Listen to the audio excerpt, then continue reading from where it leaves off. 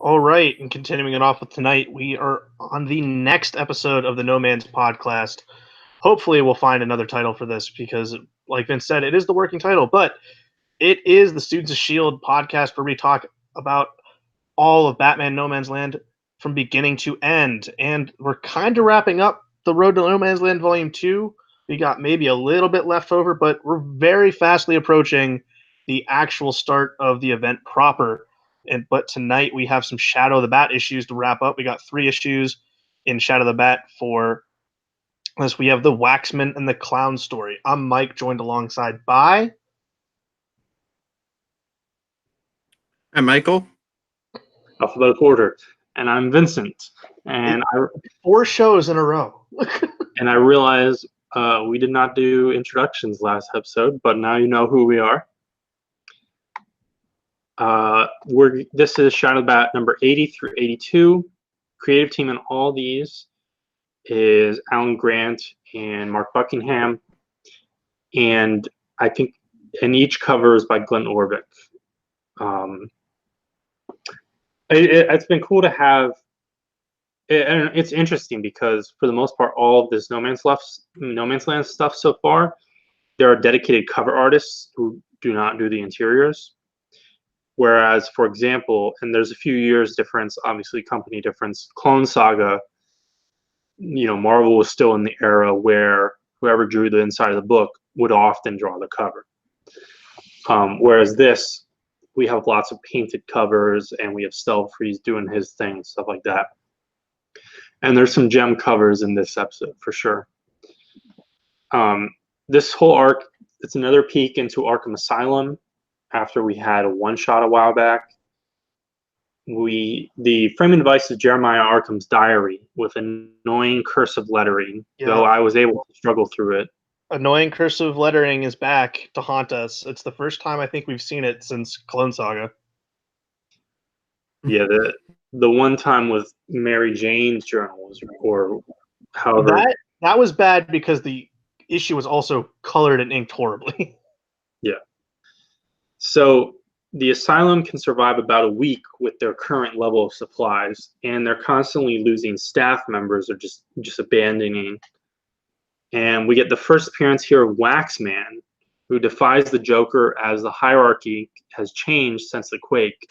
Different villains think they're hot shit and stuff like that. And Waxman's setup is he's had so many plastic surgeries because he was super self-conscious or super obsessed with vanity that his face just collapsed on him. But in discussing his backstory and everything, there's no mention on whether he's actually a criminal, has any criminal background whatsoever. It's just like he's a fucked up dude. He is a fucked up looking dude. He's like a misfit. And obviously he's a dick within the asylum, as we see here. But he could just be a guy who has a really fucked up mental condition, due to this the thing that he's caused himself into. Is interesting there. I don't know if maybe he murdered someone after he realized he looked ridiculous.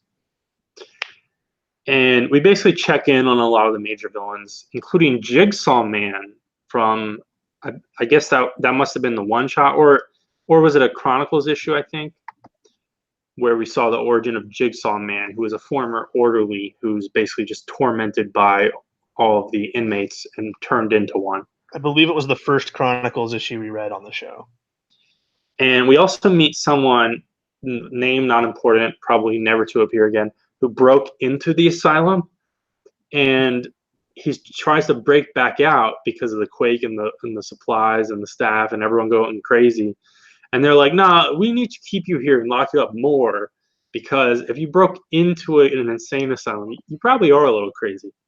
I mean, to be fair, if you're breaking into Arkham Asylum because you're at the point where that it's much better than being homeless in Gotham, understandably a little bit, but also like let the man leave. Yeah, it's somewhat understandable, but it's a funny and fucked up like 2-page. Oh yeah. And then really our only appearance of Batman in these 3 issues, called Batman Shadow of the Bat. Alfred suggests Bruce go to DC as Bruce, and Bruce is like, "Yeah, sure, I'll do that." And this is where you're seeing, most of these arcs are running parallel to each other, and we're just, covering them in their respective chunks because it's actually digestible that way, especially for this like podcast format. And Joker, unlike Alfred's wise suggestion, Joker comes up with the idea for Jeremiah Arkham to start gladiatorial combat to relieve pressure and stress in the asylum. And he does this after he also switches some prescriptions in the computer system. And that's 80. It's kind of just setting things up. We get the quick Batman appearance, which just setting up other arcs. I think Waxman has a funny, ridiculous design, even though I'm not really sure what his crimes are. And I continue to really like how Joker is portrayed in this era, where he's still wacky, like Silver Bronze Age-esque, but also act like a totally insane, ruthless murderer. And I like that balance. I don't like when Joker gets just 100% like psychopath serial killer style, and I also don't like when they try and go like mystical and like all the like destiny angles and where he leans really into his relationship with Batman and all those kinds of things. If you guys have any thoughts, otherwise we'll move right on to 81. I hate the brick paneling in Yeah, the layouts and all of these issues. It's so damn distracting. It didn't bother me a ton, but it's just totally unnecessary. I don't know why they're doing it. I notice a little bit of a difference in Buckingham's art here. I think it's his face is a little bit more tighter and better, I think, overall. He draws a really good Joker. My thing with this is I don't care because I rather be back in the city seeing stuff. We've seen Arkham before. To me this whole story is going to be, yeah, Arkham Asylum's hell. It's bad. That's why I don't really enjoy this. But I like the Joker's little plannings around here. Like I do enjoy that, but the overall product here I don't really love. I just like this is filler to me.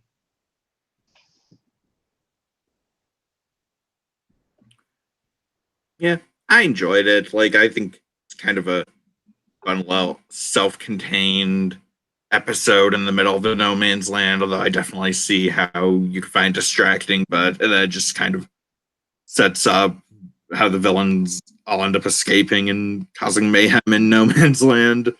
But yeah, I definitely agree with what Vince said. I really like this portrayal of the Joker, the good balance, and not too much like destiny examining the nature of madness itself or anything like that. And he's not like a complete like just like yeah.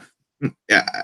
He's like mischievous and funny, even though he's also like murdering people and stuff. But I definitely can imagine like a Mark Hamill voice, as with about like 75% of Joker appearances, really. But um, so yeah, are we ready to move on to the next issue, or Yeah, go ahead. Okay, so part 2 of this story is in issue 81. Yeah, I thought this is really interesting looking Glen Orbit cover. Like, it's almost a little like Uncanny Valley-ish, but I think that works because it's supposed to be creepy. Like, it's a really creepy image of the Joker and all the other villains fighting, dancing around behind him. It's kind of funny because he's kind of got cartoony proportions, but he's sort of more like photo looking, like realistic looking. Anyway, his covers here come off like they feel kind of 60s or 70s to me. They have like a wacky, almost like a Batman 66 kind of vibe. And I want to actually, since we're talking covers, I want to actually jump quick back to 80, because 80 is a really weird cover, because this is, we referenced on a previous episode, Shadow the Bat number 80 is a flip book with Azrael, I think 47 or 49, and the covers on each side of the flip book are the same. It's Batman and Azrael like in a pose, kind of like flying through the air with fire surrounding them.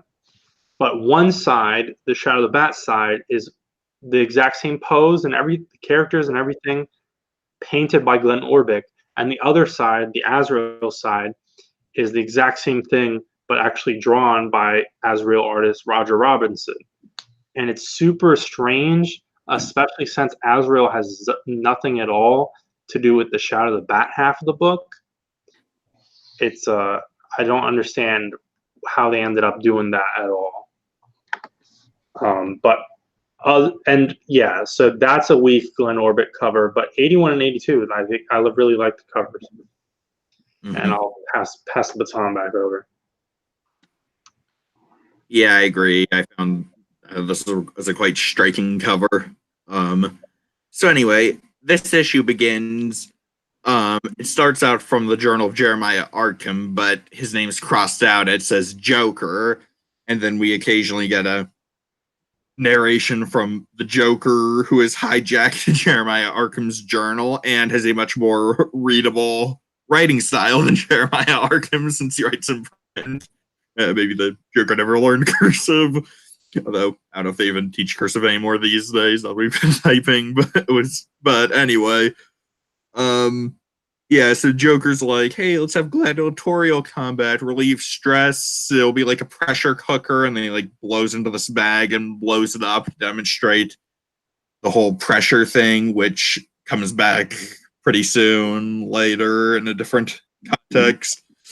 And I guess Arkham's like he's just like desperate for anything to buy them time at this point, but I still kind of think this is really dumb of him to like the Joker comes up to you and says, "Let's have a gladiator combat with Batman villains in Arkham Asylum." No part of that sounds good or smart at all. Like he should know he's in for some serious trouble. So yeah, then Joker gives out all the mixed up medications that he changed the medications. It's the orderlies doing it because Joker arranged it, I guess, so Arkham would be busy, and it's just guards doling out the medicine. Killer Croc gets a bunch of stimulants to get riled up. They had a joke in there about the ventriloquist getting double laxatives, and there was a joke later on about him needing to rush to the bathroom. I don't think that really played into the plan practically much. He was just playing a prank on him, I guess. But so yeah, they find the Joker's killed some guy and taken his keys, and then we get the gladiator combat. It's Killer Croc versus this guy Pinhead, who's Waxman's henchman. Again, unclear if he was his henchman on the outside or if they just teamed up in here. But yeah, he's this really big, muscular guy with a tiny, thin Pinhead. And yeah, Croc actually ends up beating him to death with weights because they're in the exercise room, and that's kind of bloody and gruesome. And then all the villains start fighting each other in a big riot. And this is when the whole pressure cooker thing comes back, because Joker sprays everyone with a pressurized hose. And yeah, he sticks it into Waxman's mouth, and apparently it like blows him up with it, which is seen like off panel, but it looks like you see like a tiny piece of him or something. It's mostly hidden, but kind of disturbing and a little unrealistic. But so yep, that's the end of Waxman and Pinhead. Barely knew him. Most it's like Z-list Batman villains right there. So yeah, basically the inmates end up running the asylum. Jeremiah Arkham and his one faithful assistant David don't know what to do. Hey, there's this random cannibal guy called Solly Bean. Just thought that was kind of a funny name. I don't know if he showed up before or not. He's eating people now. It's a play on Soylent Green. Oh. Oh, okay. Yeah, I didn't pick up on that. Yeah. But then, yeah, so Arkham falls asleep, and apparently Batman has come into the asylum, and the villains confront him, and the Joker says, "Welcome to hell," and the issue ends. And it feels like it's kind of gonna just be a rehash of the Morrison Arkham Asylum story, like, oh, Batman's trapped in Arkham Asylum with all the villains, but without the surreal angle. But as we see very early in the next issue, this is not actually Batman. It's David, the assistant guy. So yeah, this was kind of the turning point of this little story. The villains take over the asylum and all hell breaks loose. And yeah, I thought, yeah, this was, yeah. Again, I think this continues to be a pretty entertaining story, even if Jeremiah Arkham's being kind of stupid. Some kind of gruesome stuff in there largely happens off page. The art's good, I think. Like, I like the way the villains are drawn. They all look pretty menacing and maniacal. Um, so yeah, anyone else have thoughts on this issue? Or I like how Joker, in the journal, he even leaves some sketches. oh yeah, He does a few sketches of like dancing, which is he's using as a metaphor. And yeah, this was and in the Killer Croc Pinhead panel, we get like two practically splash pages, which they're kind of fun. Two huge dudes punching each other. I enjoyed the fight. mm-hmm. I thought I like Buckingham's Killer Croc a lot. Yeah, me Yeah, too.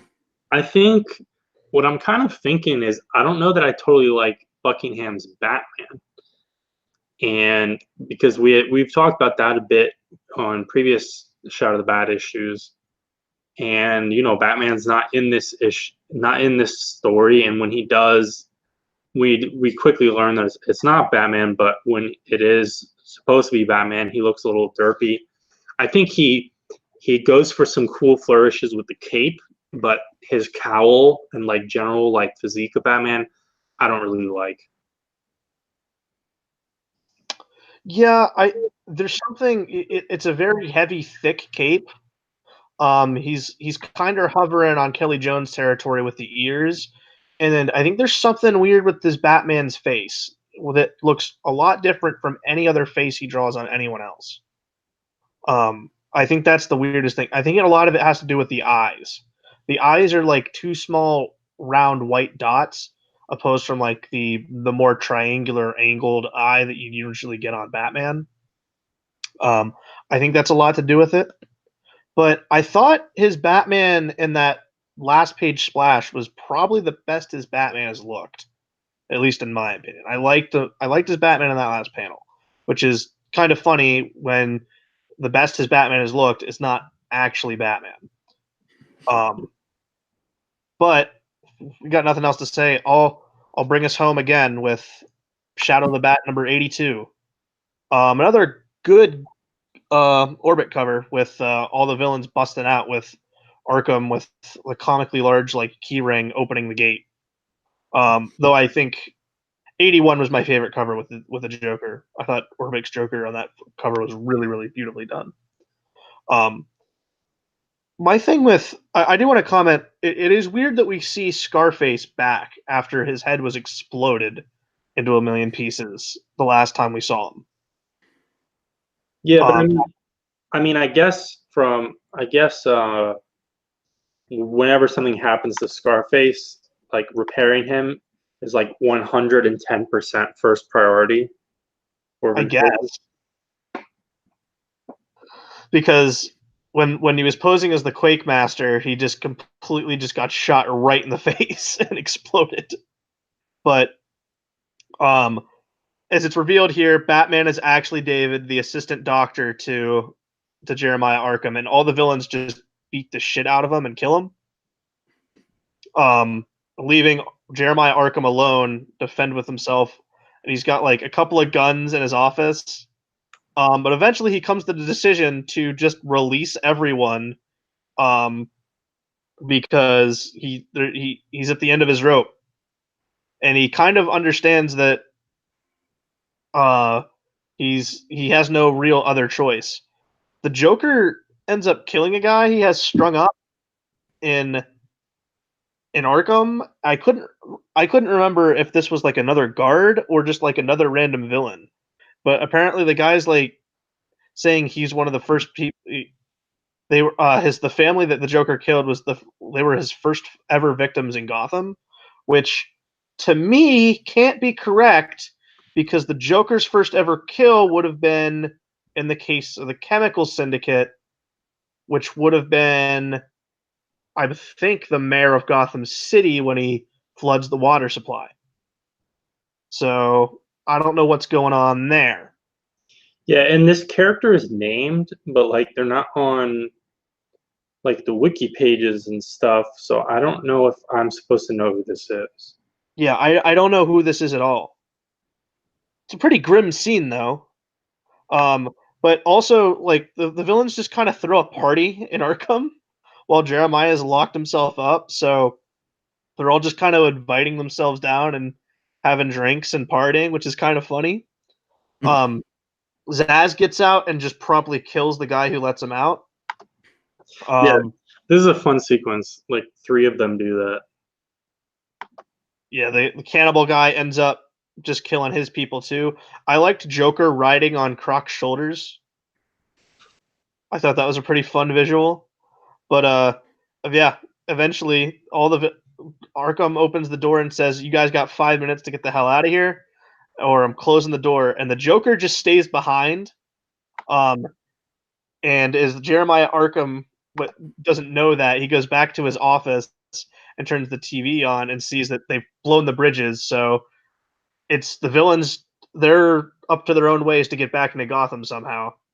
And then he just hears the Joker's laugh in Arkham and just kind of and is just kind of goes into hiding and scared again. I did like the ending of this. You know, I think the implication is that all the villains get into Gotham and then all the bridges are gone. So they're Okay, I read it as like, ha, I fooled them. The bridges are out. It's their own damn problem to get back in.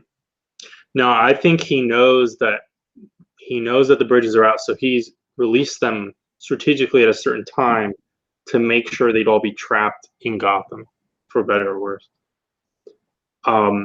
There, it's weird that Mr. Freeze is in this issue for like 2 splash page-esque panels, but we haven't seen him even in the background of anything in the previous, in the rest of the arc.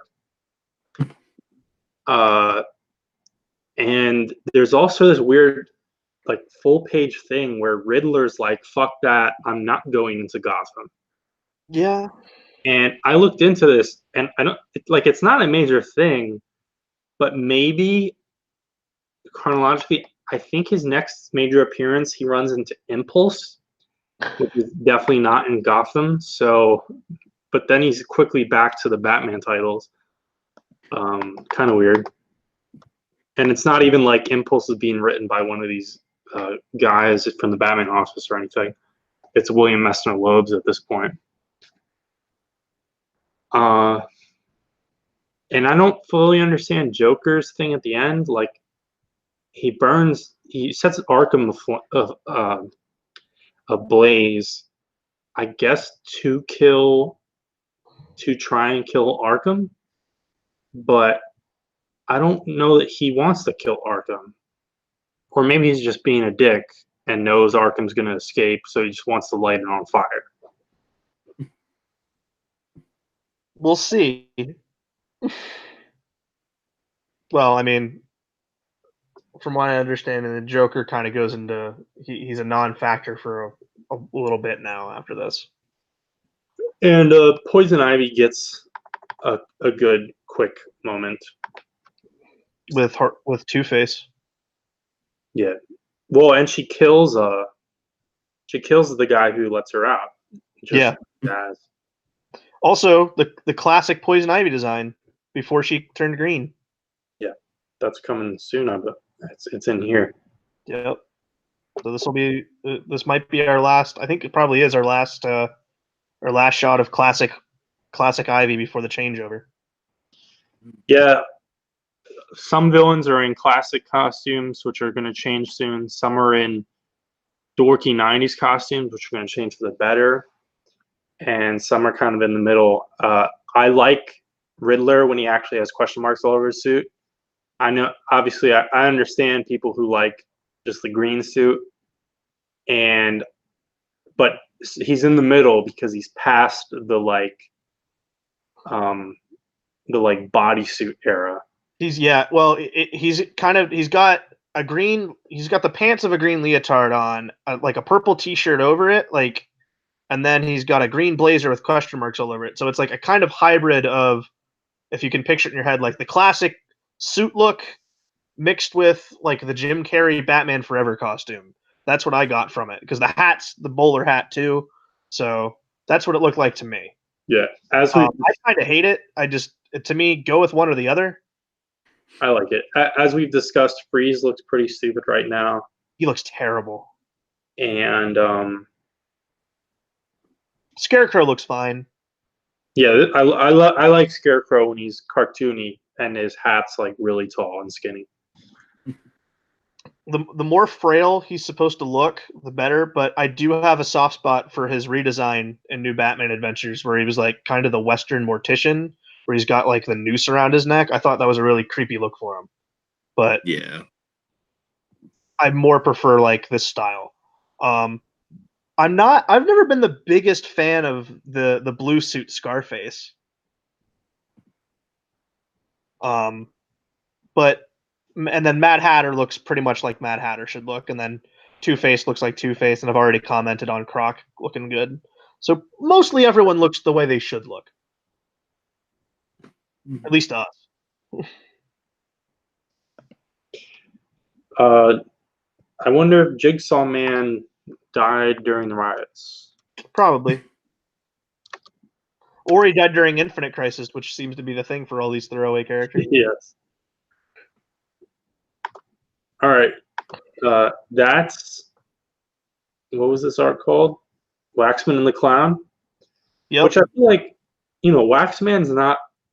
He's really factored in only the first issue. Yeah, it becomes more Joker manipulates Arkham Asylum. mm-hmm. But I enjoyed this arc. I like a lot of the Batman villains, obviously, and I do find it interesting how we keep having whole arcs just without Batman, and we're kind of, it's like moving the telescope in each direction. It's like, what are these people up to? What are these people up to? Jumping back and forth.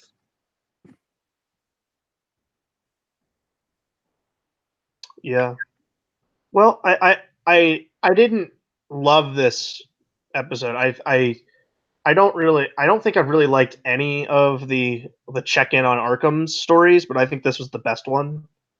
Because there was a little bit more to it, and I did like the Joker stuff, but I prefer more of the more superhero action with Dick and Tim hanging out and doing their thing, while Batman's not around, because that was a more fresh thing since we hadn't seen them in a while.